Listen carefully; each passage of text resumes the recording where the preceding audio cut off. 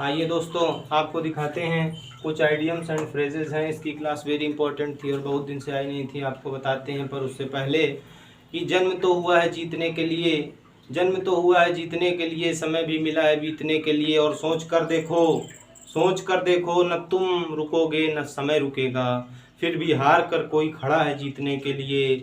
और जंग दुश्मन से थोड़ी लड़ी जाती है दोस्तों, जंग दुश्मन से थोड़ी लड़ी जाती है दोस्तों। जुल्म करता है कोई ख्वाब के पौधों पर, तभी लड़ते हैं उन्हें रोज़ सींचने के लिए। जुल्म करता है कोई ख्वाबों के पौधों पर, तभी लड़ते हैं उन्हें रोज़ सींचने के लिए। और समय भी मिला है बीतने के लिए, और जन्म भी हुआ है जीतने के लिए। आइए दोस्तों, आपको दिखाते हैं आइडियम्स एंड फ्रेजेस का ये शायद तीसरा पार्ट है, वेरी इंपॉर्टेंट है। आपको इससे पहले बताते हैं कि फार एंड क्राई का मतलब क्या होता है। आप लोग एक चीज़ गौर करिएगा कि जो फार एंड क्राई है, इसका अर्थ इसी से ये निकालो। फार माने दूर होता है और क्राई माने चिल्लाना। अगर कोई दूर से चिल्ला रहा है तो इसका मतलब है उसमें मन मुटाव है, भिन्नता है, तभी कोई दूर से चिल्ला रहा है, पास नहीं आ रहा है।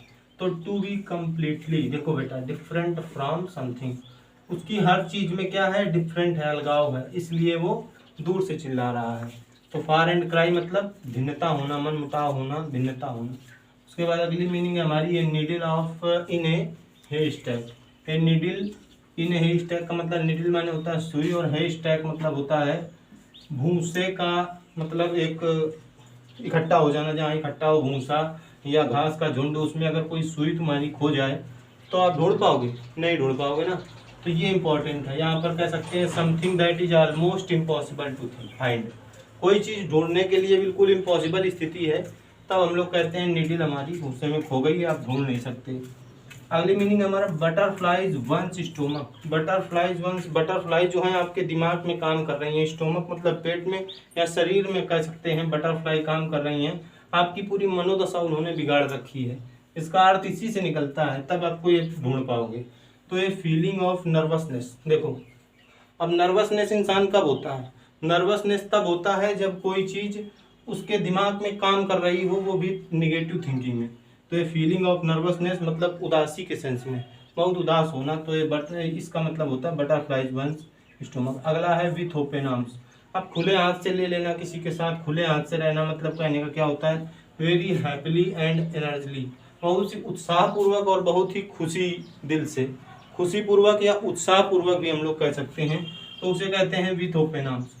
अगला है सेंटेंस हमारा ऑफ एंड ऑन, मतलब होता है बंद और खुला दोनों के सेंस में।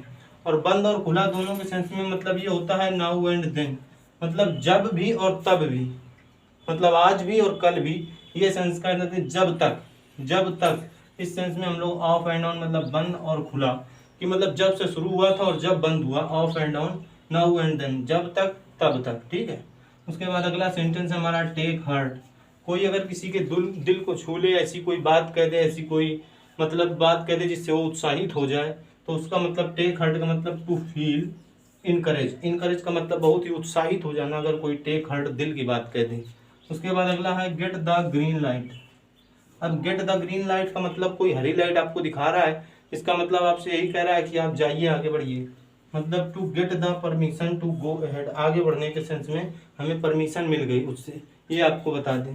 उसके बाद अगला सेंटेंस है हमारा बेड ऑफ रोजेज।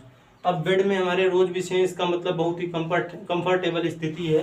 तो हमारा ये निजी वे बहुत ही आसान है और बहुत ही कंफर्टेबल सिचुएशन है हमारे लिए, वो बेड ऑफ रोजेज है। उसके बाद हमारी 9 नंबर मीनिंग है at the drop of A hat. अगर आपके सर में हैट लगी और अचानक गिर जाए तो आप बहुत जल्दबाजी में, हड़बड़ाहट में उठे, मतलब इमीडिएट या अर्जेंटली के सेंस में, मतलब तुरंत उठे, या अर्जेंटली मतलब तुरंत, बहुत जल्दबाजी में, ये कह सकते हैं। ड्रॉप ऑफ हैट मतलब टोपी गिर जाना, बहुत जल्दबाजी में होना। अगला सेंटेंस है touch and go. Touch and go का मतलब छू लिया और चले जाना, तो टच कर लिया और उसके बाद जा रहा है वो, तो इसका मतलब ये होता है अनसर्टेन, वो निश्चित नहीं है। कोई चीज़ छुआ और उसके बाद चले गए, तो इसका मतलब तुम्हें ये पता चल गया कि वो चीज़ ठीक नहीं थी, इसीलिए छुआ और चले गए, तो अनसर्टेन चीज़ है। या प्रिकेशियस मतलब अनिश्चित है, वो चीज़ क्लियर नहीं है कि वही है, ये सेंस आता है टच एंड गो। अगर टच एंड कम हो जाता, टच एंड स्टॉप हो जाता, तो इसका मतलब वो चीज़ निश्चित है।